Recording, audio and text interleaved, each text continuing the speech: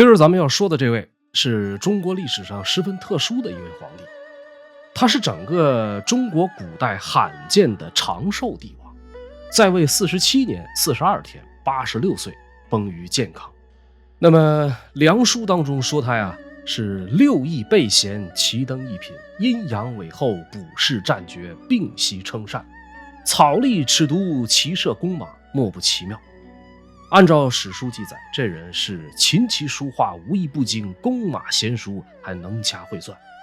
如果史料中所描述的都是真实存在的，这是妥妥的文能提笔治天下，武能策马定江山。可是后来的他又为什么偏偏引狼入室，将大好江山拱手让人呢？有人说他是明君，有人认为他是昏君。感谢您来到烽火照东南，今天我们书接上回，聊一聊南梁的开国皇帝萧衍。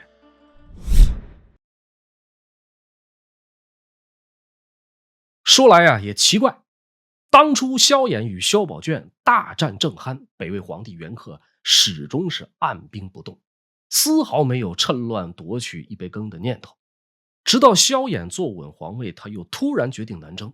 究其原因啊，改变元恪想法的主要有这么两个人，其一是逃到北魏避祸的南齐宗室萧宝寅，其二是被迫归降的南齐旧将陈伯之。话说这个北魏宣武帝景明3年里的一天，寿春守城的士兵啊，抓获了几个形迹可疑的人，其中有一位15、16岁上下的少年，气宇不凡，举手投足之间有一股自然流露的贵气。审问之下才知，此人是南齐明帝萧鸾的第6子建安王萧宝寅。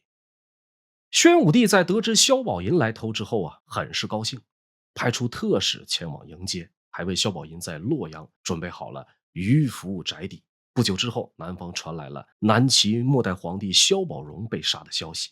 萧衍本来是不想杀萧宝融的，但是沈约就是宋书的作者劝他不可慕虚名而受实祸。萧衍听从了沈约的意见，派人送去一块金子，赐死萧宝融。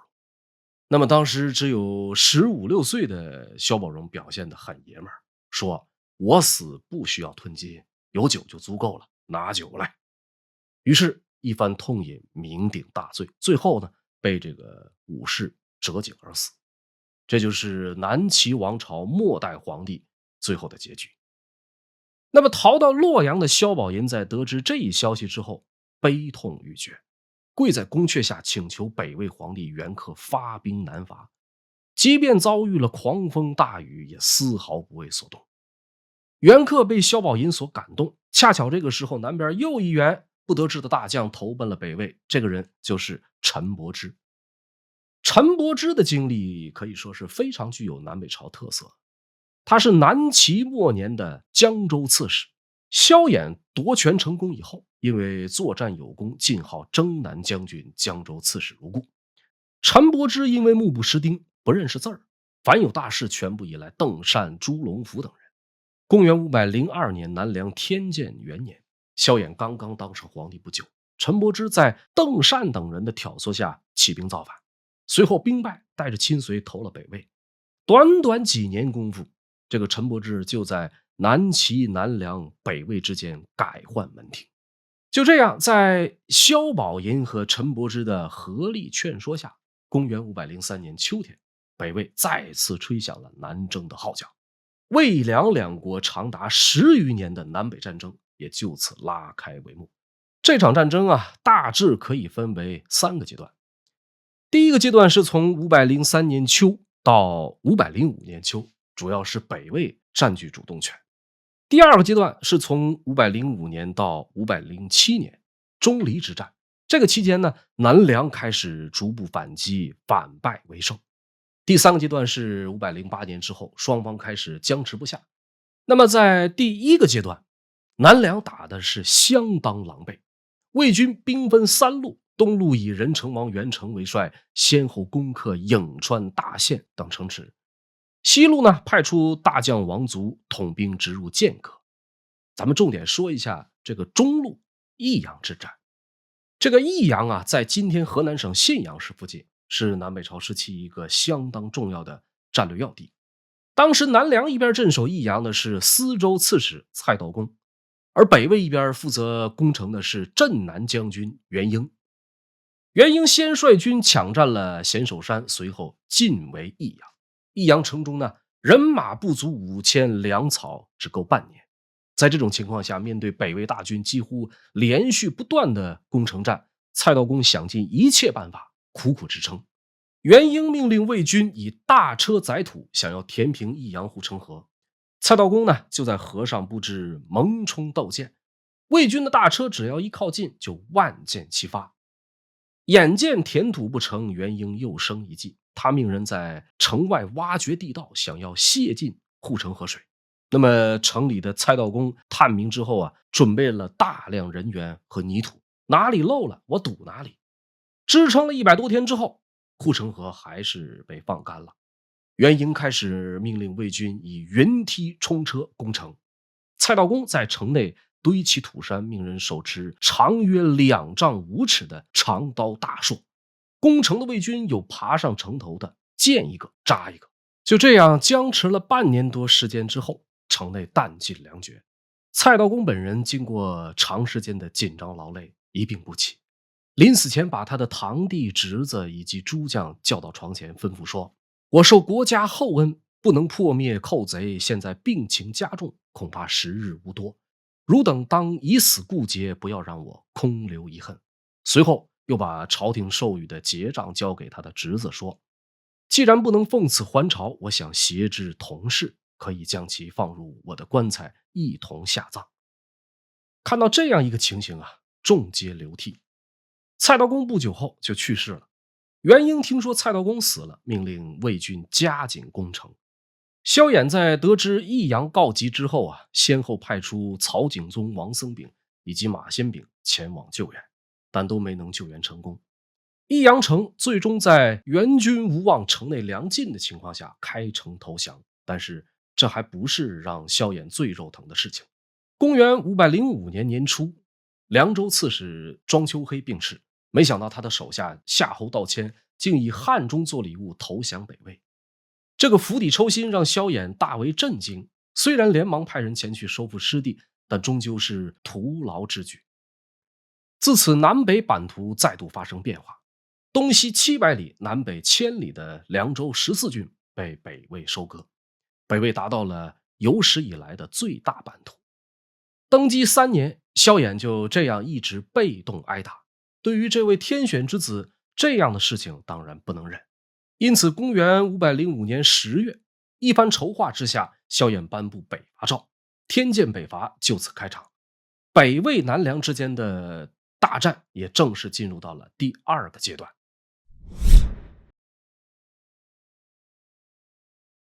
说起天监北伐，是萧衍一生中最光辉的事迹之一，也是南朝自宋文帝刘义隆北伐后50多年中南朝军队取得的最大胜利。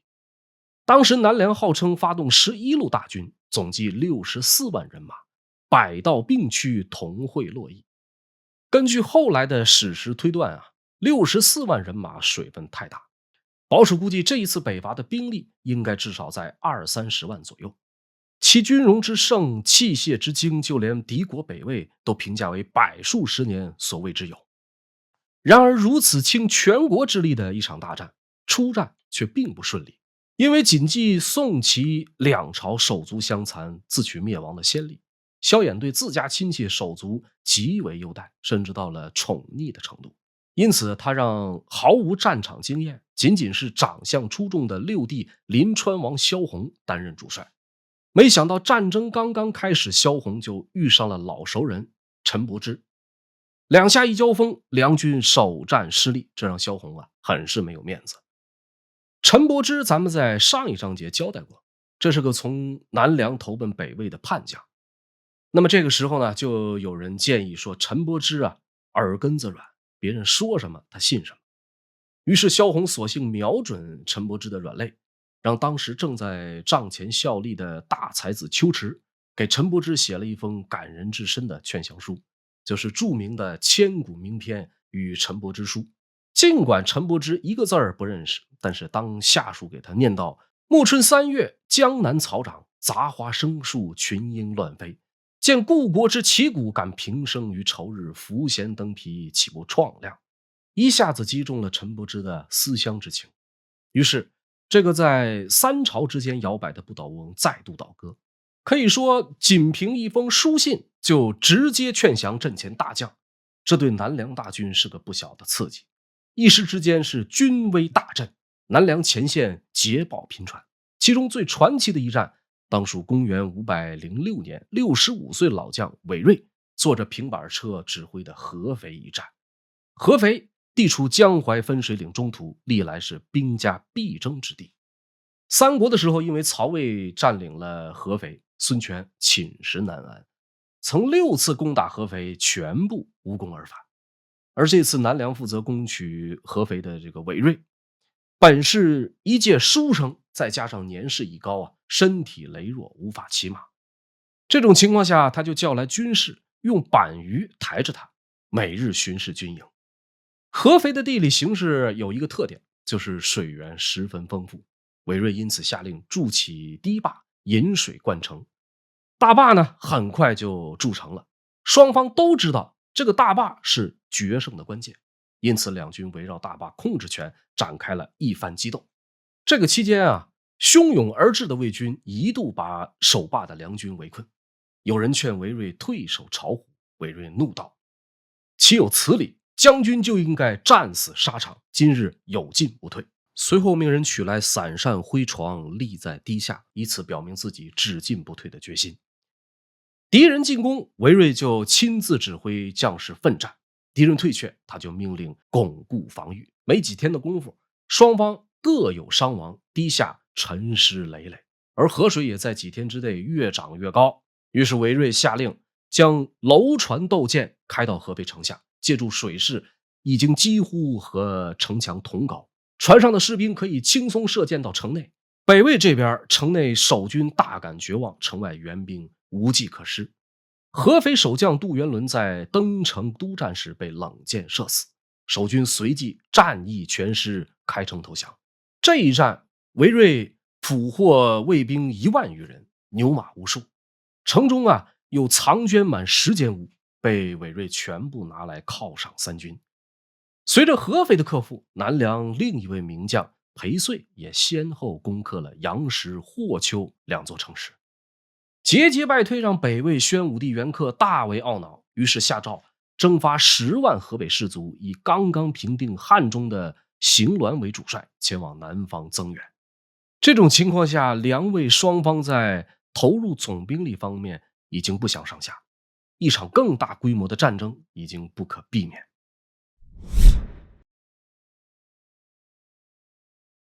北魏宣武帝元恪派出邢鸾、杨大眼增援南方战场，邢鸾为主，杨大眼为辅。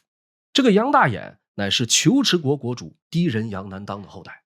史书记载他少有胆气，跳走如飞，因为是侧室所生，早年其实并不受杨氏宗亲的待见。北魏孝文帝迁都洛阳的时候，委派李冲到军中挑选能够领兵的人才。杨大眼在这个时候呢，跑到李冲面前毛遂自荐。李冲对杨大眼的第一印象并不好，杨大眼就说：大人有所不知，看下官给你露一手。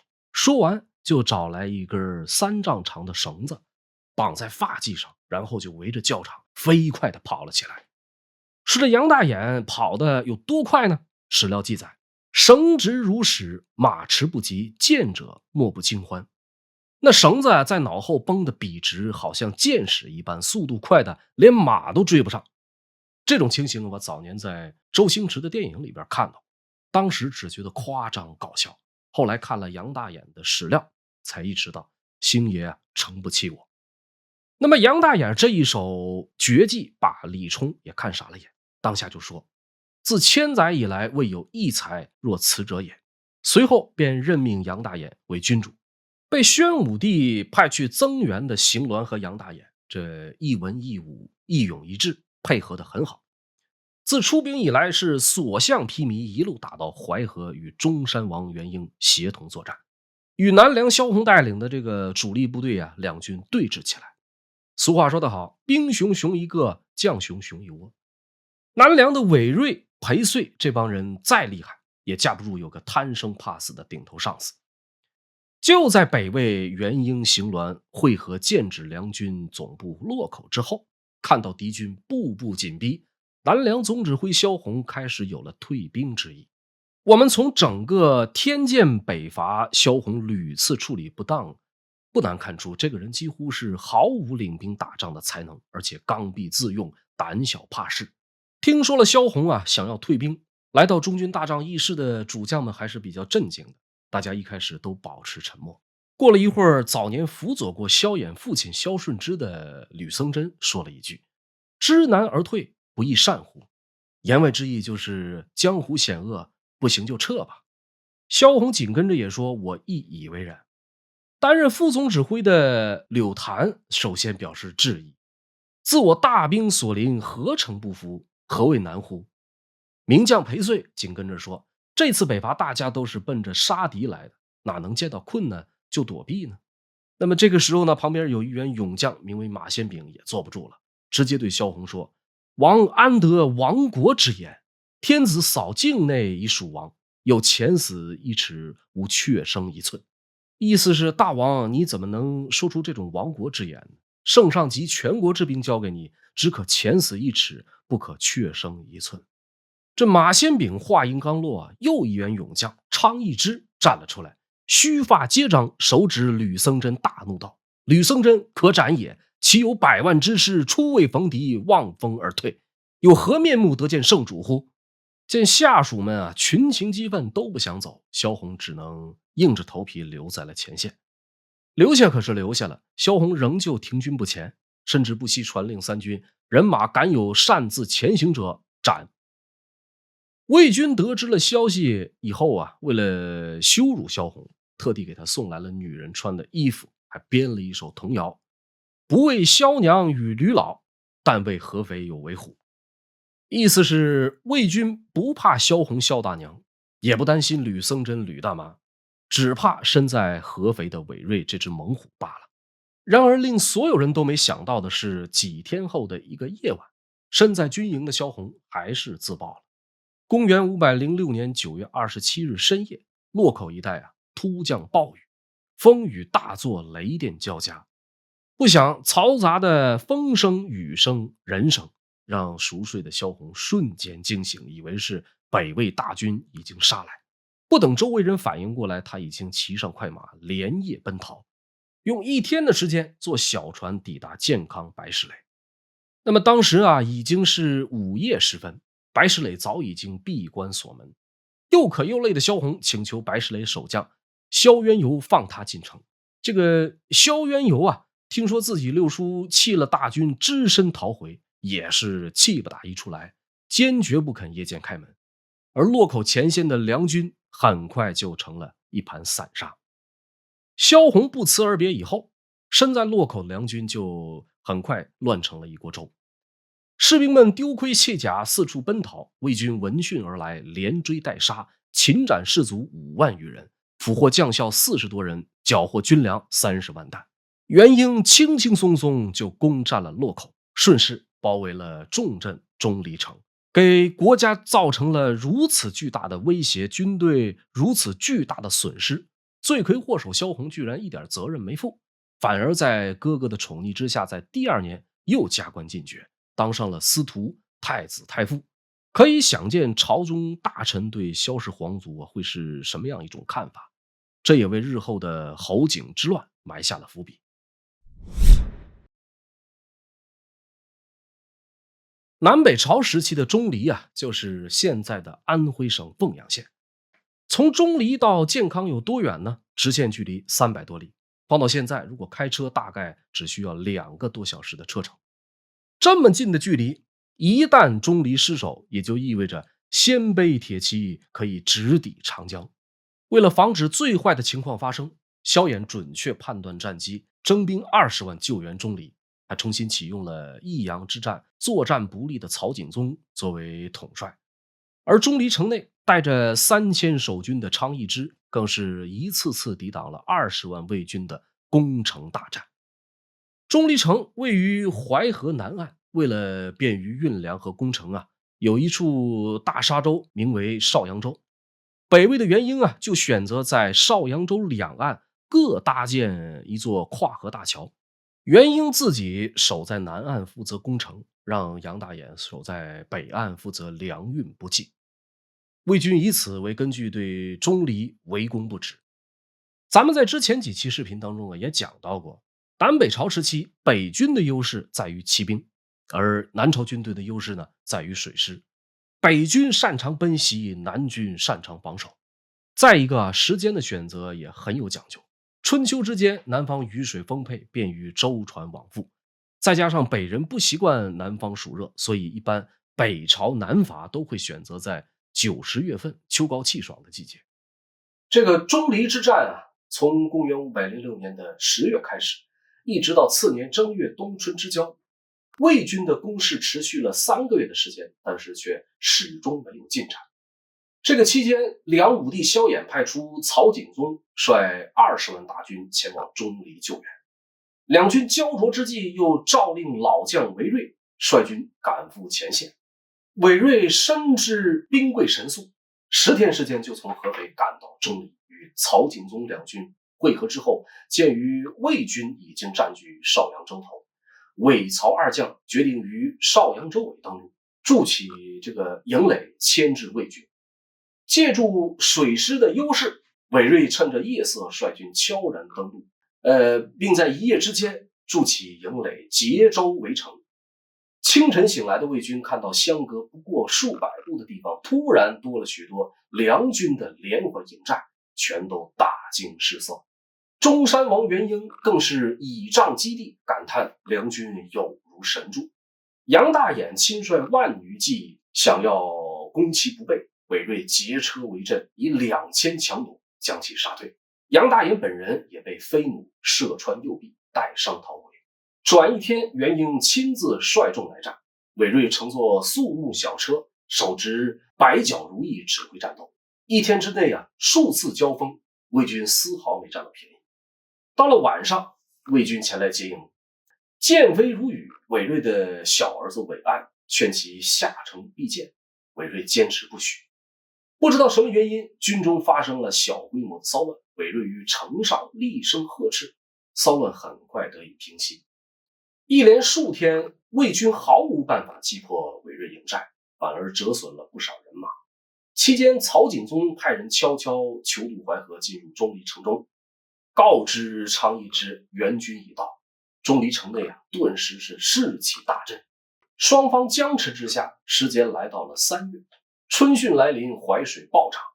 到了4月初4这一天，梁军水师斗剑竞发，直扑邵阳洲两岸的大桥。韦睿在南，曹景宗在北，以高船大舰借着水势靠近敌营，然后万箭齐发，用小船装满这个柴草，然后浇灌油膏，纵火烧桥。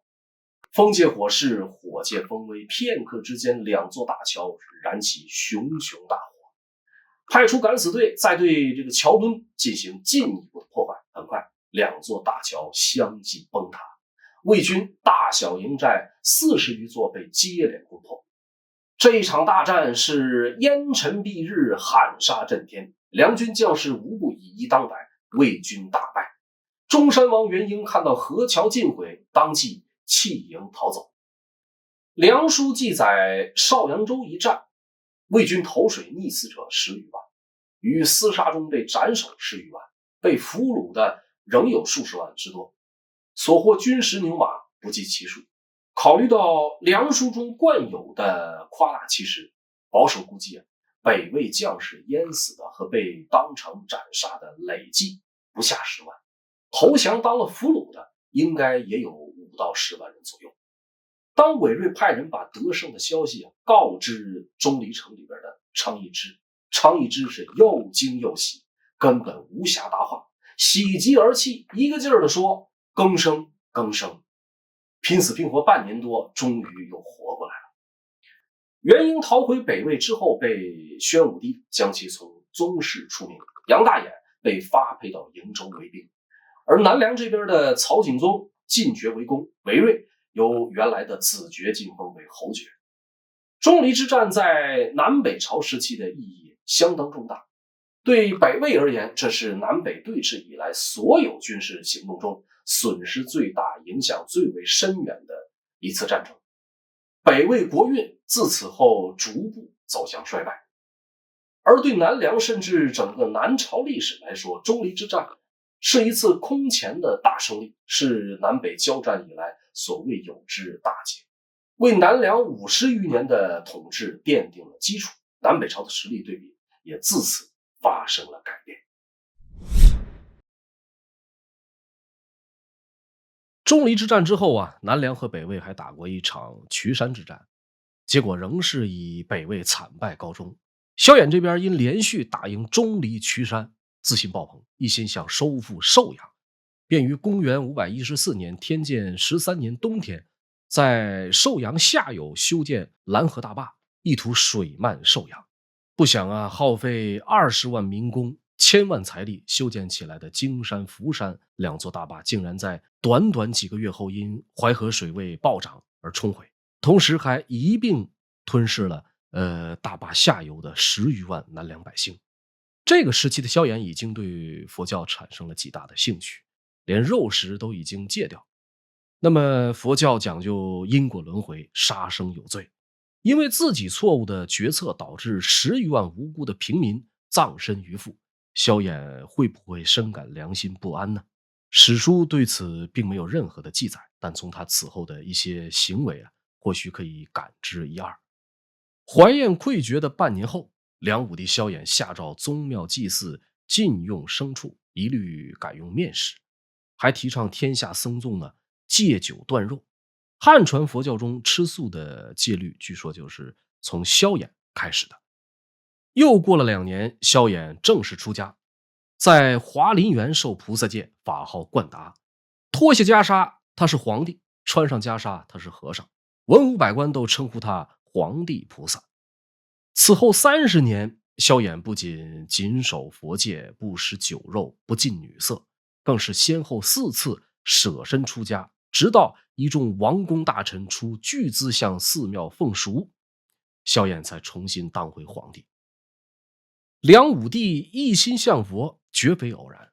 从他本人所写的“少时学周孔，弱冠穷六经，晚年开试卷，游日应众星”，可以知道他的信仰实际上是历经了儒、道、释3个阶段。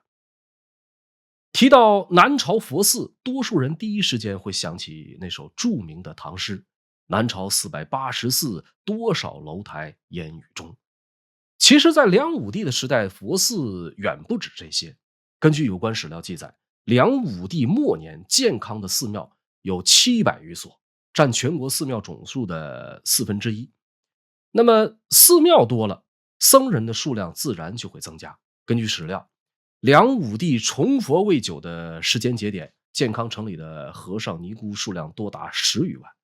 而在南梁相对比较鼎盛的时期，健康城约有100万的人口。这样两组数据可以比对出，保守估计在梁武帝的时代，健康城中平均每10个人里边就有1个是僧尼。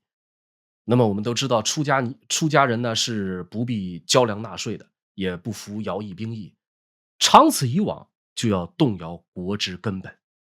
所以除了咱们前面提及的舍身出家，建寺度僧是梁武帝宁佛的又一突出表现。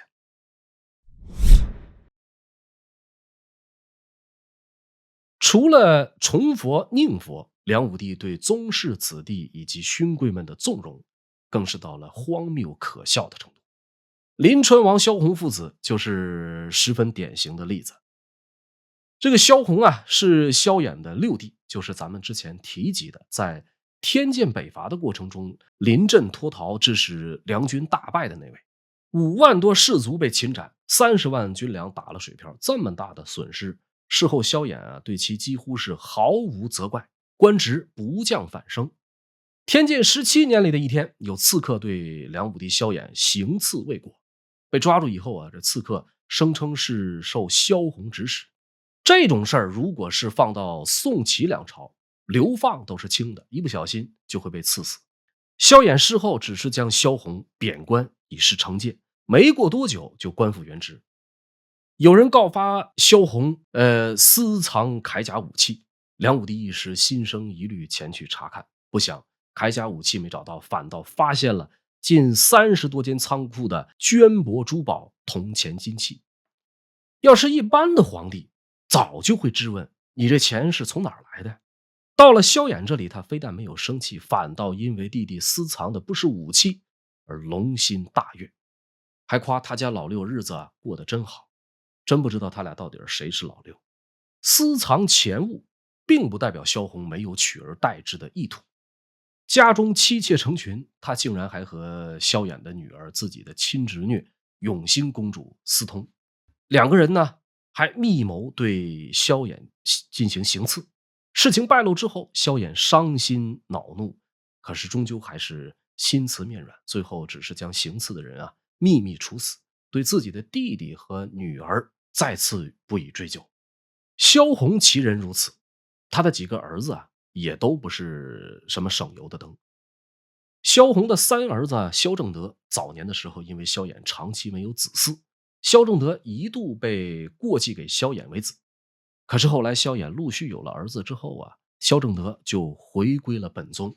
这个时候的萧正德内心一定是焦灼且懊恼，满心欢喜马上就要当上太子，可惜世事难料。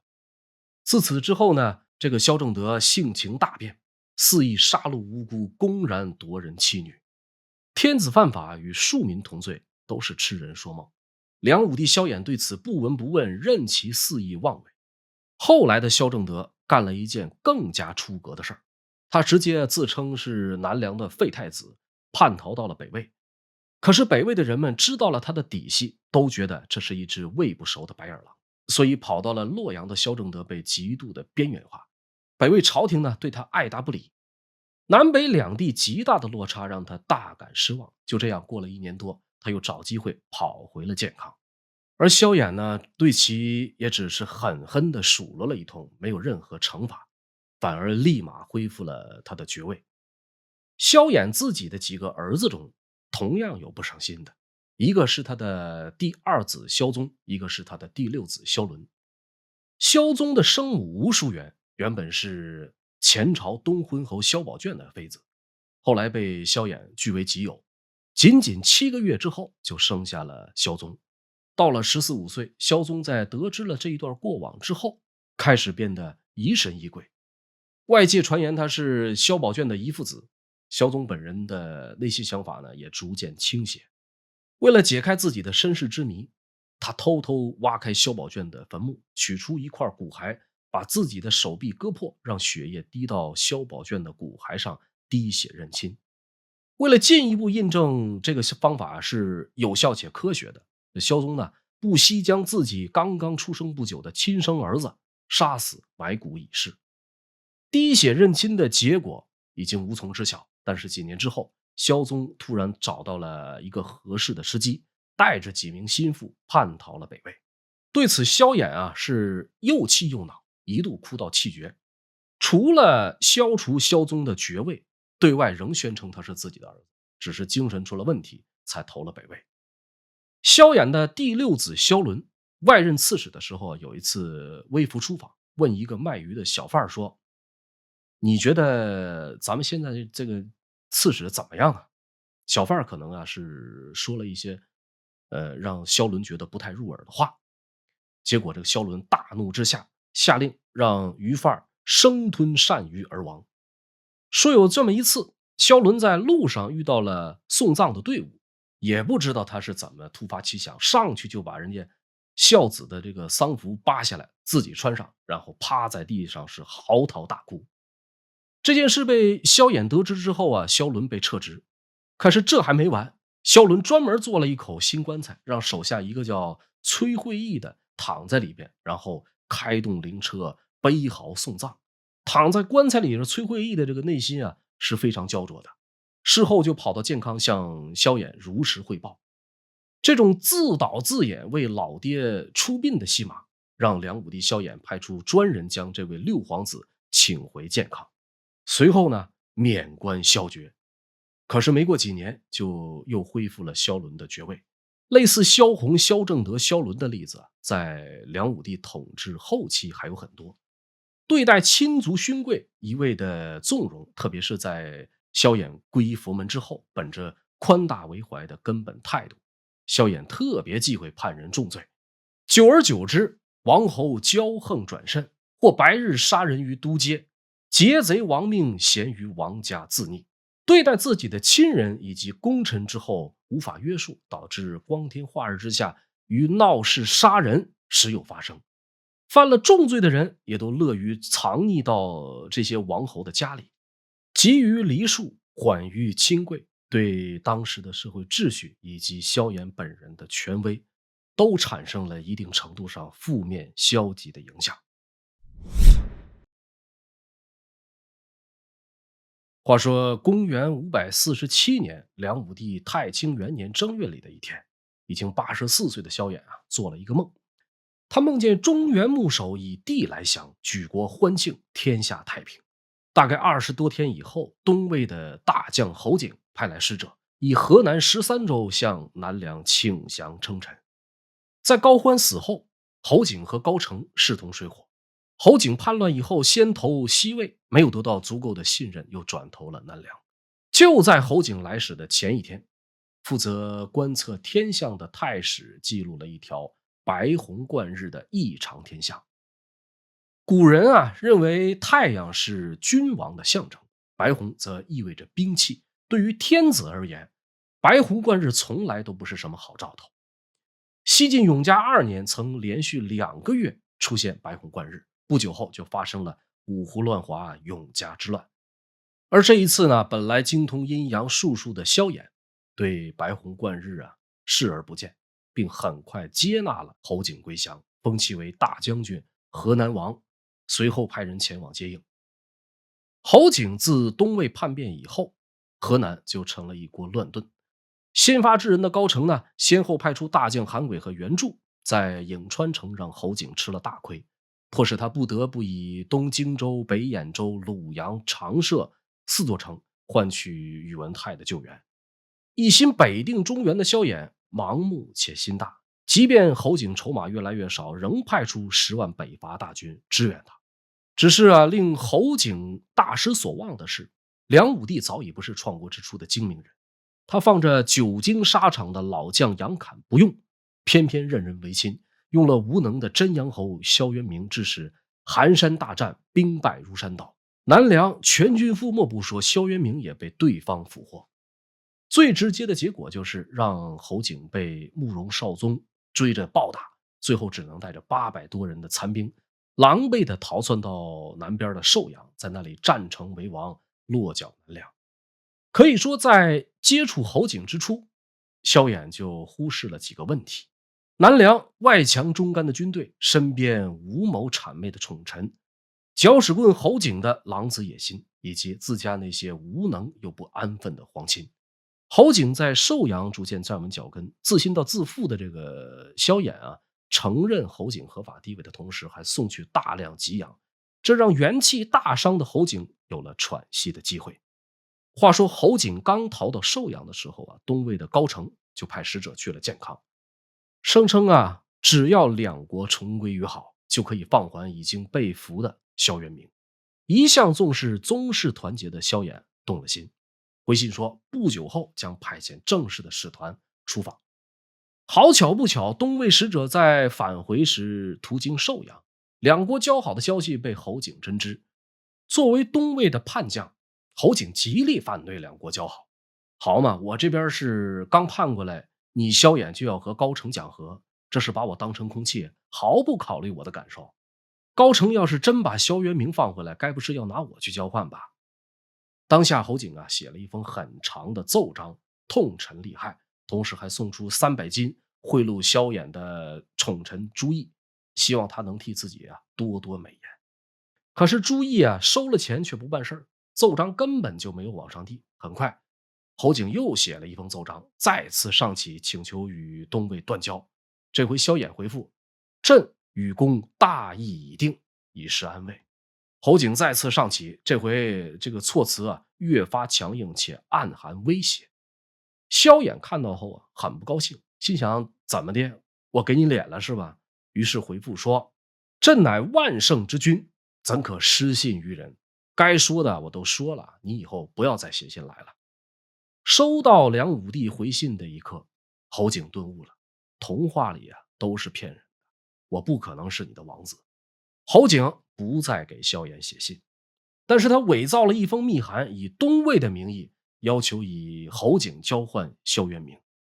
萧衍看到这封假信以后，立马回复说：萧渊明早上回来，侯景晚上就给你们送过去。侯景在知晓了萧衍的意图之后，怒不可遏，说什么王权富贵，说什么戒律清规，这个糟老头子坏得很。于是开始密谋叛乱。可能很多人听到这里心里都会犯嘀咕，年轻时那么深谋远虑，走一步看三步的萧衍，上年纪后是老年痴呆了吗？为什么不针对侯景提前做一些防范呢？事实上不是他看不出来，他实际上是得了人在高层的通病。我有人有钱有实力，一个逃亡的将领能翻什么天呢？自信，太自信。也正是基于这种自信，萧衍才无视了所有警告，一步步养大了侯景。梁武帝萧衍的侄子河州刺史萧范察觉出侯景的不对劲儿，他密报萧衍，并打算亲自率兵讨伐侯景。哪知这个萧衍收到信件，不仅不信，还回复说：朝廷自有处分，不需你深虑。此后再有启奏尽数被宠臣朱翊拦下，不再通报。直到侯景邀请驻军怀上的杨家人同返，杨家人扣留了侯景的使者，并上报朝廷。一直在侯景军中的北魏宗室后裔元贞逃归建康，萧衍才意识到可能真的是引狼入室了。而那个宠臣朱翊直到这个时候仍在劝说萧衍不必太在意，他侯景不过区区数百人，翻不起什么风浪。就这样，公元548年8月，侯景在寿阳起兵反梁。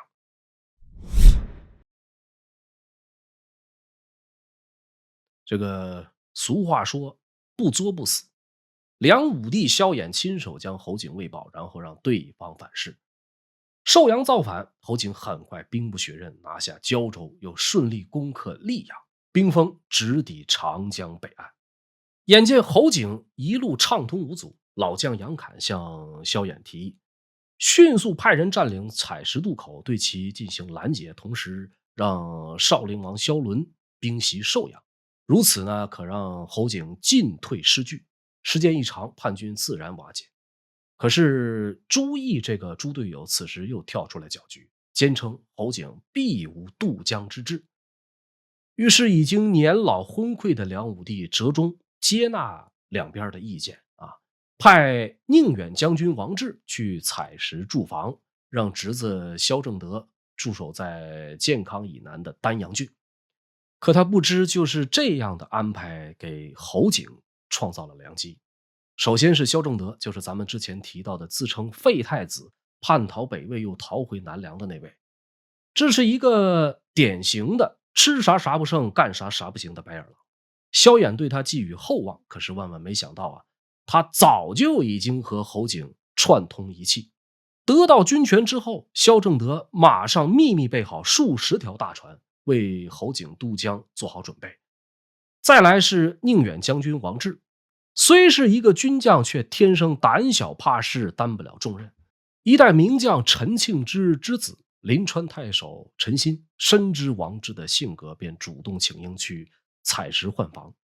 谁知这个王志听到消息是欣喜若狂，还没等陈新带人赶到地方，他自己就连夜带着部队撤回了建康。侯景呢是刚好利用了两人换防的空当，没费一兵一卒，大摇大摆地领着8000人马渡过长江，以迅雷不及掩耳之势挺进到建康城外西南30里的板桥。建康城咱们在之前几期视频里边有过介绍，皇城所在的位置叫台城，台城以外是周回20里的都城，再往外就是外城。那么都城是有城墙的，而外城除了一条秦淮河，基本上没有其他任何防御措施。萧衍这个时候派还没有暴露的萧正德驻守在宣阳门，派建康令于信把守在往南一点的朱雀大行。话说这个大才子于信镇守在秦淮河北岸，正在美美的品尝甘蔗，突然一支冷箭嗖的一声射过来，正中门柱。于信大概愣了0.01秒的功夫，紧跟着甘蔗一扔，拔腿就跑。主将都溜了，前线的士兵也就跟着一哄而散。内鬼萧正德见时机成熟，大开宣阳门，攻迎侯景大军入城。就这样，侯景与萧正德兵合一处，围攻台城。如此这般，萧衍和太子萧纲只好回头再找老将杨侃。可以说，在南北朝的历史上，杨侃算是个悲情的将领。他一生以勇略知名，曾一箭射死西北叛军首领，名扬北魏。只因思念南梁故土，他才放弃了大好前途，返回南梁。却不想萧衍任人唯亲，让他白白浪费了大好年华。这像样的大仗啊，是几乎一次没打过。人生最后的战场，虽然安排在这力挽狂澜的舞台，但是大厦将倾，一木难扶，也终究还是抵不过岁月蹉跎。杨侃自建康与侯景斗法不足2个月，这位老将便因心力交瘁而亡。这个期间啊，杨侃的儿子杨丹被侯景抓获，侯景命人把杨丹带到城下，以此要挟，想要劝降杨侃。杨侃在城头答话：我亲宗报主，犹恨不足，怎么会在乎一个儿子呢？你们不如趁早杀了他吧。几天以后，叛军再次押着杨丹来到城下。杨侃见了以后说：我以为啊你早就死了，没想到你还活着。我以身许国，是要战死沙场，绝不会因为你生进退之心。随后弯弓搭箭，就要射杀亲子。叛军们感念杨侃的忠义，把杨丹带回大营，好生招待，没有加害他。杨侃死后，建康内外再无良将，赶到建康的援军各怀鬼胎，无济于事。平时高官厚禄养着的将领大臣，此时都纷纷独自保命。建康的战事持续4个多月以后，都城内外的米价飙升到7、8万钱一升，以至于饿殍满地，甚至出现了人相食的场面。而台城里面的情形也好不到哪儿去。由于谷尽断粮，人们不得不主食皮甲、蛙鼠充饥。再后来，皮甲和老鼠都吃光了，人们就杀了战马，跟尸体上割下来的人肉一起煮了吃。更糟糕的是，随着气温回升，尸体加速腐烂，台城内开始出现了瘟疫。原本守军的3万人只剩下3、4千人，街巷到处都是没人掩埋的尸体，方圆数里都弥漫着难闻的臭气，腐肉烂枝，壅塞沟渠，各种细节我们按下不表。单说公元549年3月12日这天，萧衍所在的台城已经岌岌可危，外面却始终没有援军前来。侯景引玄武湖水灌城，日夜不停，城中百姓人心惶惶。重压之下，守军中有人偷偷打开了城门，引导叛军蜂拥而入。梁武帝萧衍自知大势已去，长叹一声：自我得之，自我失之，亦复何恨。侯景在500甲士的护卫下闯入皇宫，面见萧衍，极不自然地以臣子之礼跪拜之后，端坐在御座上的萧衍仍然不失人君气度。他神色不变地问侯景：卿久在军中，想必一定很辛苦吧？侯景默然无语。萧衍又问：卿何州人，而敢至此，妻儿还在北边吗？侯景仍不说话。萧衍继续问：卿初渡江时有几人啊？侯景终于开口说道：1000人。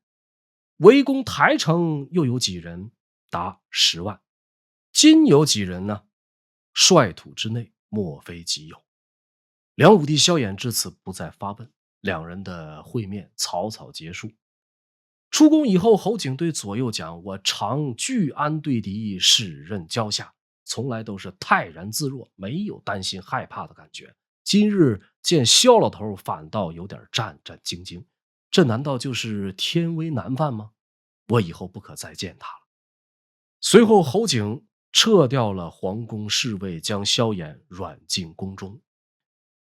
尽管台城不远处仍驻扎着数十万南梁大军，但不管是萧氏皇族还是朝廷将领，都清楚地知道大势已去。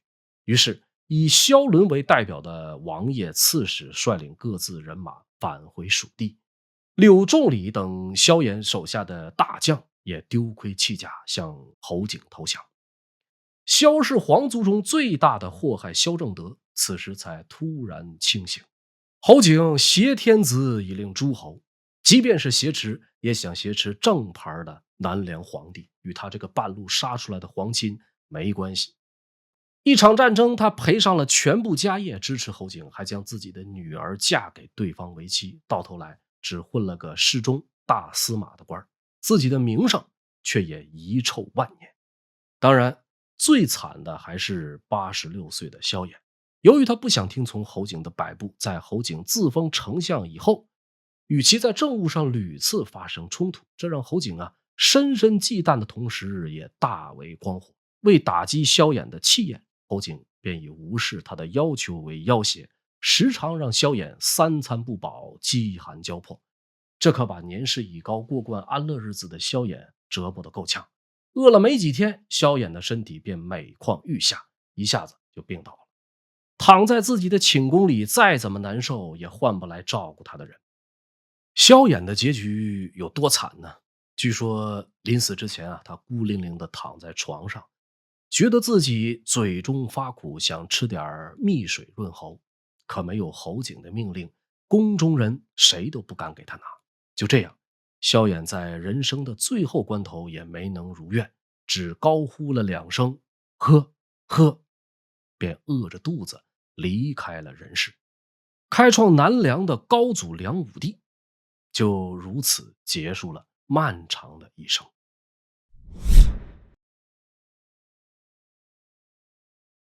如何评价梁武帝萧衍？